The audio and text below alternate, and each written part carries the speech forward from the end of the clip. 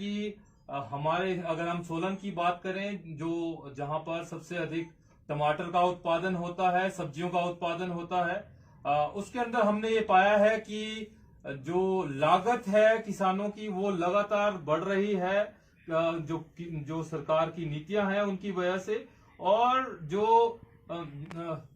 Market है किसानों को उसके उत्पाद की, वो उस हिसाब से जो है वो नहीं मिल पा रही है। हालांकि अभी पूरे देश के अंदर एक बहुत बड़ा किसान आंदोलन, एक जो है वो सफल किसान आंदोलन जो हुआ है, और पूरे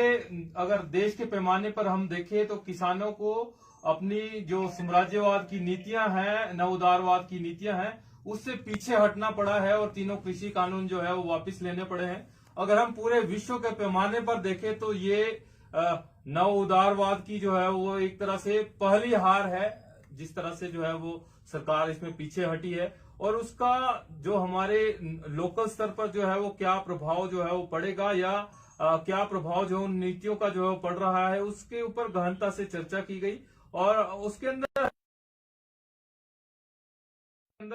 ताकि किसानों के मुद्दे जो है वो प्रमुखता से जो है वो सामने आए। और स्पेशली अगर हम बात करें जो फलों और सब्जियों के ऊपर भी जो समर्थन मूल्य की बात है, उसके ऊपर जो है वो सरकार जो है उसके ऊपर दबाव बना पाए हम लोग, उसके ऊपर जो है विस्तृत तौर पे जो है वो हमने रणनीति जो है वो तैयार की है। इसी सिलसिले में आने वाले समय के अंदर जो है वो सोलन जिला के अंदर जो है वो जिला का जो है वो किसान सभा का सम्मेलन होगा, जो टमाटर के ऊपर आधारित जो उद्योग है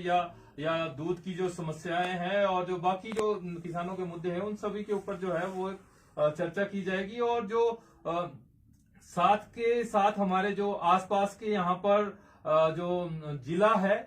उसके अंदर जो टमाटर और सब्जियों का जो उत्पादन हो रहा है और हमारी समस्याएं जो है वो एक जैसी है, उन सभी को मिलकर जो है टमाटर और सब्जियों पर आधारित जो है वो संगठन जो है, जो किसान सभा जो है वो उसका निर्माण करेगी। और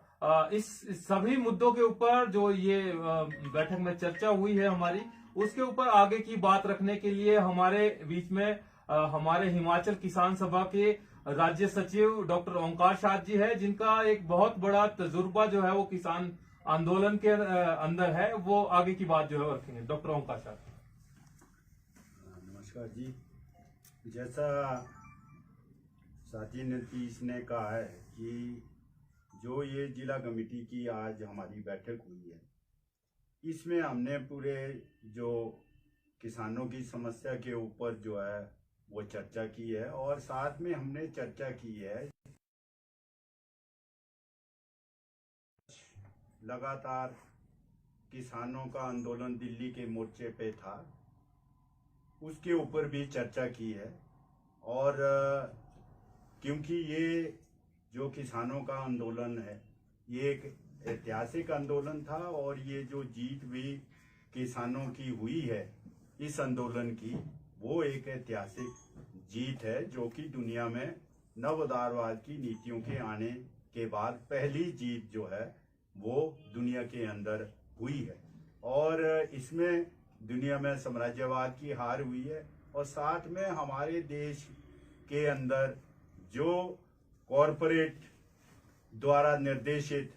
ये तानाशाही और सांप्रदायिक केंद्र सरकार है, उसकी भी हार हुई है। और ये किसानों की एकता की, लोकतंत्र की जीत हुई है। और इसमें अभी जैसा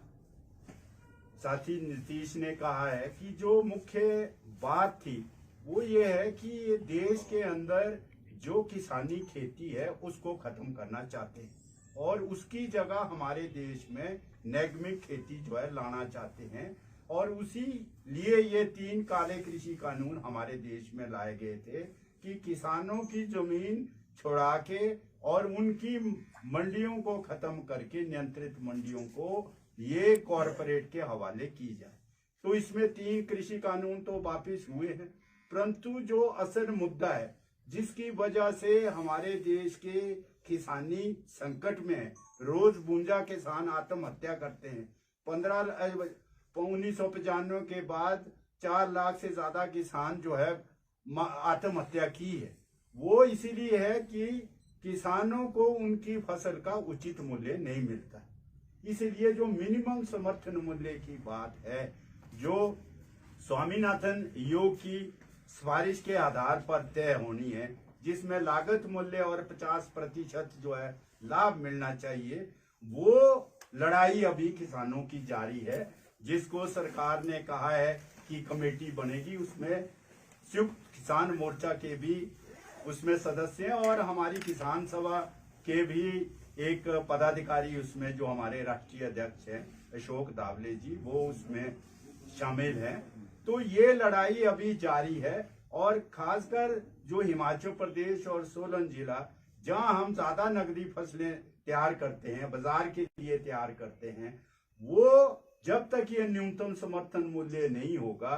तब तक जो है किसानों का जो ये संकट है, उनकी जो कीमतों का उचित मूल्य जो है वो बाजार में नहीं मिलेगा।